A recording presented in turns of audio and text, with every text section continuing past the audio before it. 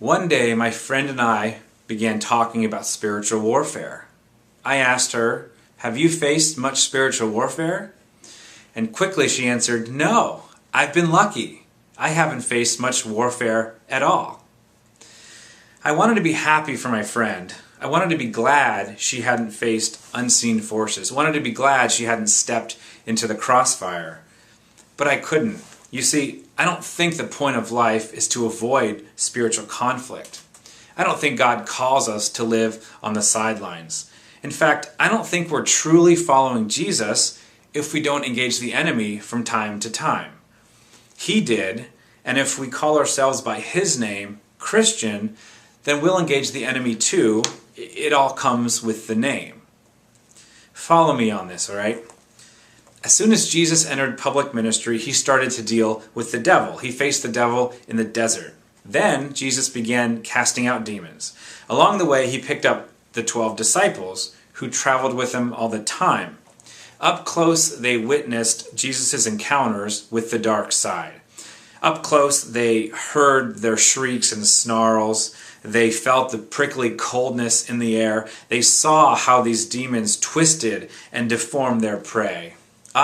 But the disciples also observed how Jesus worked freedom for the oppressed.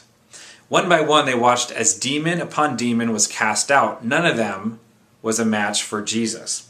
"The Spirit of the Lord is upon me," Jesus repeated the words of the prophecy, "to proclaim freedom for the prisoners and recovery of sight for the blind, to release the oppressed."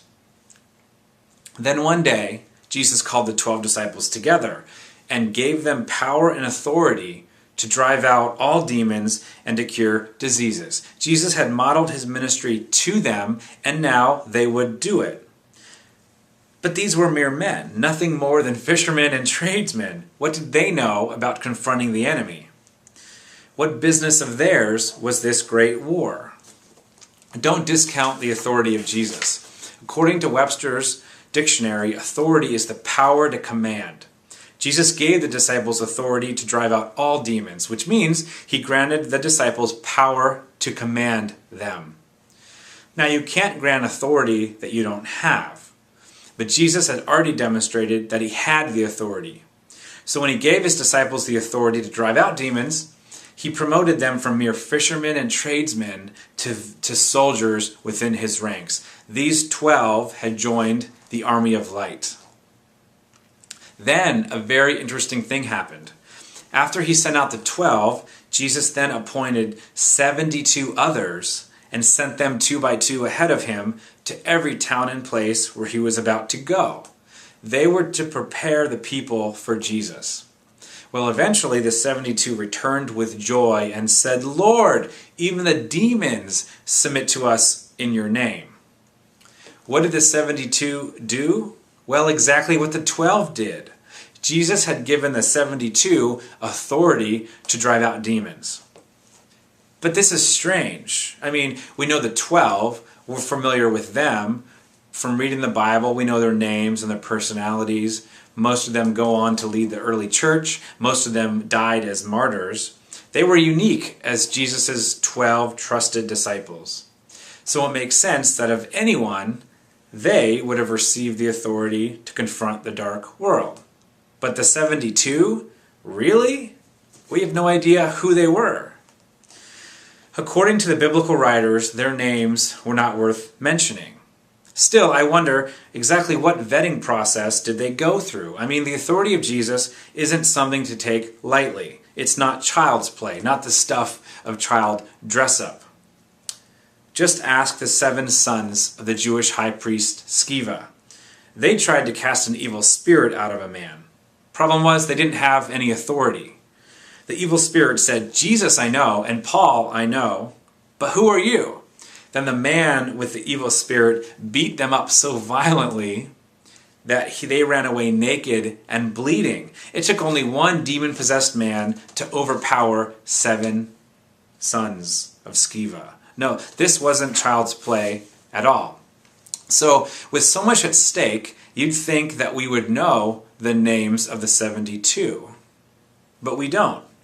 Maybe that's the point. Maybe the important fact is not who the 72 were, but rather who Jesus was. Maybe the crux of the issue is not what inherent authority they brought, but rather the authority that was given to them. Maybe it all hinged upon Jesus.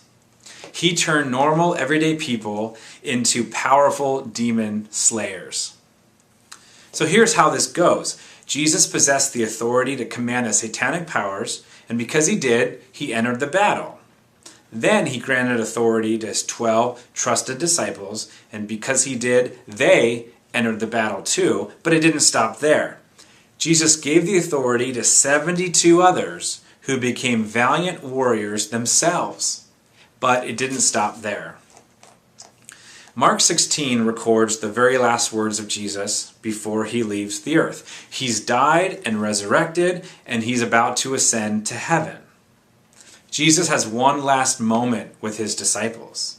What he has to say is pretty important. I mean, if you knew it was your last moment with your friends, you'd make it count. And Jesus did. He issued what has become known as the Great Commission. I know the Great Commission because when I was growing up, it was plastered on a bulletin board in our church. The missions bulletin board had a big map with pictures of all the missionaries on it and a red yarn flowing from each picture to their particular country. It hung in the church for years. In bold, balloony letters framing the edges of the bulletin board appeared the words of the Great Commission: go into all the world and preach the good news to all creation. But that wasn't all. As good Baptists, we included the next verse: whoever believes and is baptized will be saved, but whoever does not believe will be condemned. And we left the Great Commission at that. Then one day, probably when I was a teenager and feeling particularly rebellious, I did something strange. I read the rest of Matthew 16. I had assumed the Great Commission ended at verse 16, which is where the bulletin board ended. I had assumed Jesus flew up to heaven right after he said the word condemned. But that wasn't the case. There was more to the Great Commission. I was dumbfounded. You mean Jesus commissioned us to do more than preach and baptize? This was all very strange. How could the bulletin board be wrong?